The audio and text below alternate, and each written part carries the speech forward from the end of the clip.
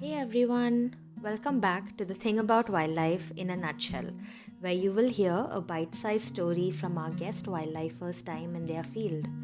Our lives among nature tend to be a string of funny, intimidating, or simply absurd anecdotes, and I'm going to be bringing these to you through some wonderfully diverse and fascinating voices. Today, you'll be listening to a conversation I had with the young and enthusiastic Titir Debnath. She has been engaging with wildlife in many ways since she was in school and stayed firmly on course through the years that followed. Now, after finishing her master's in environmental science and wildlife biology, she's learning as much as she can about the field of primatology by working on projects with different macaque species in India. During our chat, though, we took a step back from the work she's currently doing or planning to do. Maybe we'll reconnect a year from now to do that. Instead, we spoke about the time she spent with a darling little elephant named Pulpuli during her even younger days. This precocious ecologist, constant learner, and voice for conservation is, in addition to all these things, a really funny, warm, thoughtful, and energetic individual who entertained me with both stories and hidden talents while we spoke. So here it is, the thing about Pulpuli with Titir Debnath.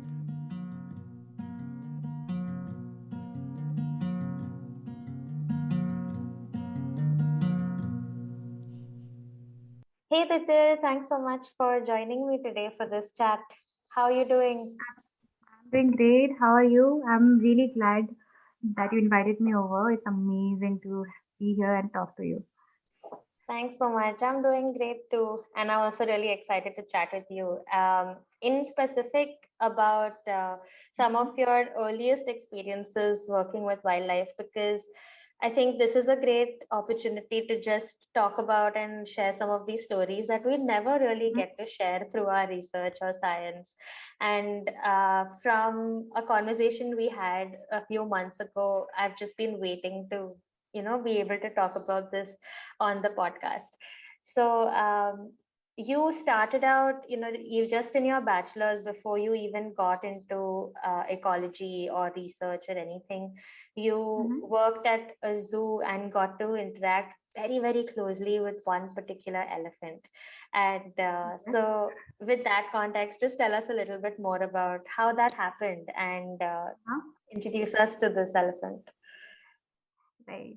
So, firstly, I would say it was one of the most amazing experiences I ever had in my life, and it's very close to my heart. In between the recording, I might also get teary eyes and all because Pulpuli is someone, I would say, not something, someone Mm-hmm. who made me realize what exactly and how emotional elephants could be. That's much more than we exactly think they are. That's much, much, much more than that. So, my first interaction with Pulpuli is basically the name of the elephant that we're going to talk about. So, she was 6 years old when I first met her, and that was in Assam State Zoo, cum Botanical Garden in Assam. And I happened to do my internship in the zoo at that time, and uh, so the DFO wanted me to work closely with Pulpuli because one fine day I just walked up to her and I felt really emotional seeing her in tears. So I went there and Pulpuli just hugged me with her trunk, and that was it. We just bonded. So after that, I got to know what exactly the procedures are for rescued elephants, how their daily life is, how they're taken for a walk, how they are given a bath by the mahots, how the mahots sing lullabies to them while they sleep as when they're small kids, how they are fed by the mahots just like mothers. So these small small things were actually eye openers for me because I was of the opinion that zoos could be extremely cruel to rescued animals, but was lucky enough to see these close encounters between the mahots and the elephants through Pulpuli, of course, and also, uh, yeah, there's so much more. So, do you like to get deep into what exactly Pulpuli's relation was with me in general? Yes, please tell us, definitely tell us what that relationship was like and how that developed over time. Right. So Pulpuli was not a trained elephant. She was very young when she came in the zoo, and when I used to visit her, she used to be extremely excited, and that's why the name Pulpuli. Pulpuli is basically a very native name for someone who is extremely naughty and mischievous. So she was a very fun ball, a goofball, you would say. So whenever I used to visit, she used to search for food. She loved this jaggery, so I would actually avoid giving her that, but she would actually make me drenched in saliva and search for jaggery all over my body, play with my cap, throw my cap over. All those small small things would happen, and slowly, I don't know how, I never taught her how to come forward and follow my orders, but not orders, I won't say orders, like listen to what I say, but she actually started doing it. So I started learning some of the Mahot stuffs. If I say Aget, he comes forward. If I say Pichu, these are like small Mahot terms that they use. Mm-hmm. And there was this one very specific incident I would like to mention. So she was hurt in her leg. Uh, and I visited the next day. I could not visit the same day. So as soon as I visited, she took my hand with her trunk and made me touch in her legs again and again. I could not understand in the first instant what exactly happened, but she kept on doing it until I got to know that there is something that's bleeding in her leg. And as soon as I got to know, she hugged me with her trunk and there was tears on her eyes. So I don't want to anthropomorphize it a lot, but yeah, there are certain kind of things which are very deep. So no, this made me think how intelligent they could be. Extremely intelligent. No one taught her about all those things. She was doing it all by herself.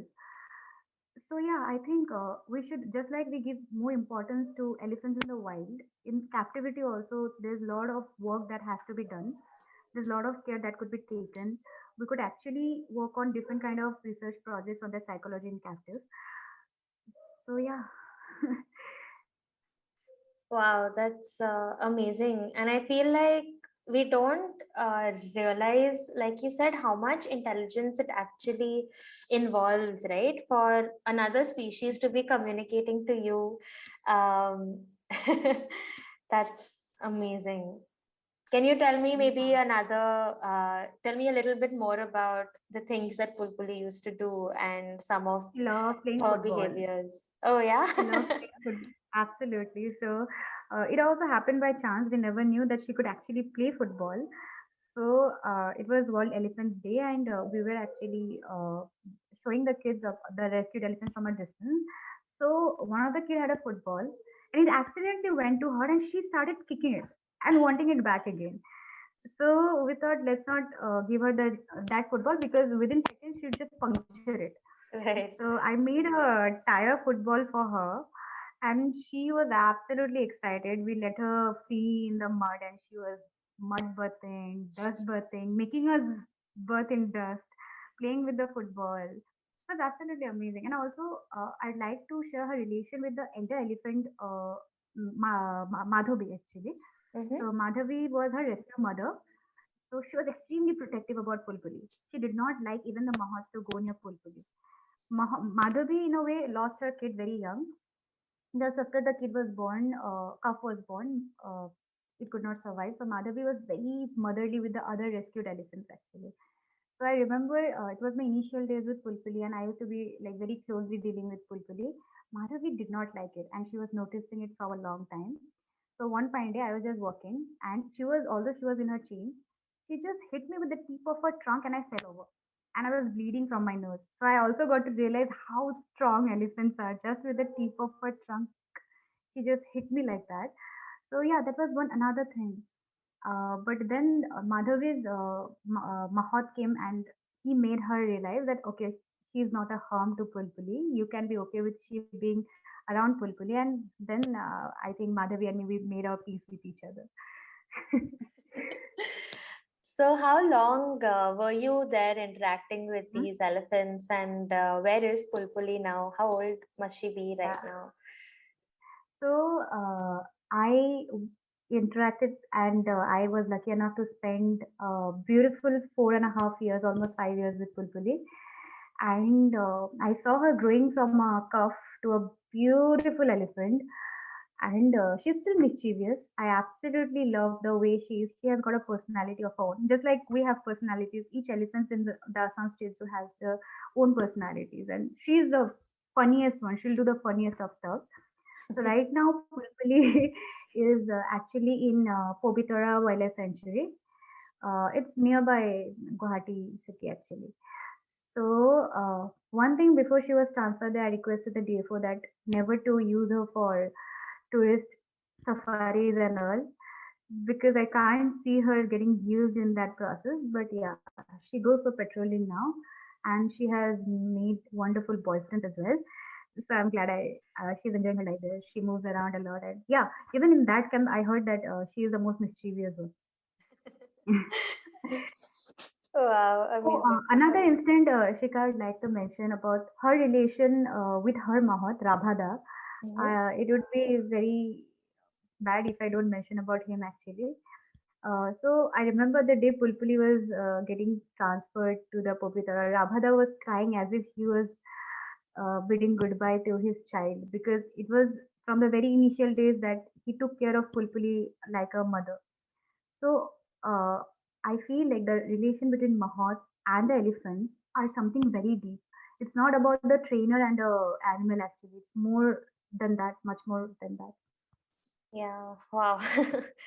uh, it's what a life experience to have, been able to interact so closely with such a deeply emotional, intelligent, caring animal. Absolutely, Hmm. absolutely. And the birthing process is also amazing thing that people should experience. Not experience maybe, but yeah, the experience is good. If you're lucky enough to get that, it's really nice. So this actually brings me to ask you perhaps a Mm-hmm. slightly difficult question. Mm-hmm. Of course, it sounds like Pulpuli had a lot of love in her life, and she was a rescued elephant, and she had good Mm-hmm. people in Mahouts looking after her, yourself included. And y'all were, kind enough to make sure that she ended up in the best possible place given her options Right. eventually when Mm-hmm. she got older. But what Right. is your overall outlook on animals in captivity and a lot of the zoos that we Mm-hmm. have in our country? Where do you stand now? Because I know that this entire experience was right when you were starting to figure out, what it was like to work with animals. You were still doing your bachelor's at the Mm-hmm. time. And now, of course, you've traveled more, you've worked a lot more, and I'm sure you have developed some of your own ideas about Right. Right. captivity. So where do you stand now? What do you think about the situation we're in with regard to captivity and zoos in general? Mm-hmm. Yeah. So about captivity, I would say you don't just go into a forest and catch an elephant to keep it in the zoo. It does not work like that. So basically, when Pulpuli was rescued, she was actually lost from her troop, from her herd. And once a elephant baby is lost from the herd and you find the baby after a long time, the herd does not accept the baby back if it gets the smell of human actually getting in close contact with that baby. So, what an ideal rescue process would be getting actually, how do I put it? Actually, getting the baby to the herd as soon as possible, and if you're touching the baby, rubbing the baby with some dung, maybe elephant dung or some other dung or mud, so that the human smell is not there. That's the most ideal process. And if it's not there, you don't have an option but to bring the baby in captivity and take care, because if it's a milk feeding baby, it can't go alone and survive in the forest without the herd. So yeah, that's there. But I still feel that zoos in India has much more to do. There should be enclosure enrichments, of course. It's very sad to see elephants in chains. They could have something like a sanctuary kind of thing. They could have a bigger space so that at least they can move around a bit. So yeah, the conditions of the zoos can be improved. I feel a lot actually. They can be improved a lot. There's a lot of space for improvement, but also we can't leave them just like that. We have to have proper knowledge about it, and I feel mahots play a deep role in this entire scenario. So some mahots actually they come from generations. So suppose the father was a mahot, the son is a mahot, so they know certain techniques that they don't share with anyone. So in this entire conservation or in this entire well-being of the rescued elephants, I think we should take in the opinions of the Mahots as well. After an elephant is rescued and kept in captivity for a while, just like Pulpuli was translocated to Povitara, if there is a possibility of getting them into better conditions, definitely they should go for it rather than like putting them into some safari kind of thing. And yeah, I don't support safari at all. That I would like to see. That is pretty insightful. I also do agree that uh, a lot of our zoos, uh, can do with a lot of improvement, and definitely we're not using the best practices everywhere. But hopefully, if these situations need to exist and we need to have animals Mhm. in captivity for various reasons, hopefully we will take Right, advice of people like Mahots and those who have proper knowledge of it while we do it. right. But fingers crossed, we definitely aren't there yet. Yeah, yeah, right. Also, I was lucky enough that I am from Dhubri. Mhm. So Dhubri was traditionally known as a place where they used to keep elephants. Uh, so they had this kuti, we would say it. So in kuti, they used to bring wild elephants and make them captive, and a lot of mahots are still there. Although the elephants are not there anymore, they have been taken by the forest departments, or maybe I don't know much about it where the elephants are right now. But yeah, the way they talk about elephants, and they have specific folklores which speaks much more about the psychology of elephants and mahots rather than we get to read in books. Yeah, there are amazing books, of course, but those information, those particular folklores, I feel those should be preserved. And local opinion of the local people who have been dealing with elephants and elephant conflicts in general should be taken into consideration when we talk about conservation of elephants in the wild as well as elephant in the captive, I feel. Do you know or remember any of these folklore or songs that you could share with I us? do, I do, I do. I do remember quite a few. One of the famous is was actually sung and made popular by Pratima Pandey Borua. It's called Hoste Konya. Hoste Konya means daughter of elephant. Okay. Yeah, it's amazing. Would you like me to sing two, three lines for you? Yes, please. That would be amazing. Okay, it's in Gwalporia. Gwalporia is the local language of that region. Okay. So it goes like Hostir koina, hostir koina, bahamonero nari, মাথায় নিয়া তাম কলসিও চোখে হাতে সোনার ঝাড়ি সখিও ও মোর দান্তাল হাতের মাহুত রে যেদিন মাহুত ছাড়িয়া যায় নারীর মন মোর চুরিয়া হারায় রে হস্তির কন্যা হস্তির কন্যা বামুনের নারী. It means that when the Mahad lives for his home, so the Mahad stay with the elephants for a long time, for years, and once in a while the Mahad goes back to his family. So the elephant is actually sad that when the Mahad is going to come back, and the elephant cries for the Mahad to come back. It's a daughter-father kind of relation between the Mahad and the elephant. Oh, wow. That was so lovely. Thank you for sharing that with us. And what a Yeah, lovely voice you have. thank you, Ishika. Thank you so much. This is so Yeah, nice. I'd love everyone to visit those places and meet the local people there, talk more about elephants. It's absolutely amazing. We can go on and on and on about it. And it never gets boring. It's always interesting to talk about it. Well, thanks so Yeah, much, Titir, for talking to me today. This was such a happy, wonderful conversation to have, and thanks for sharing. I absolutely love talking to you, and especially when it's about Pulpuli, I get super excited. So Yeah. thank you for having me. And yeah, I'm actually humbled and overwhelmed. Thank you so much. Oh, no, no, I'm so glad we could do this. Yeah, yeah, looking forward to talk more about it in future.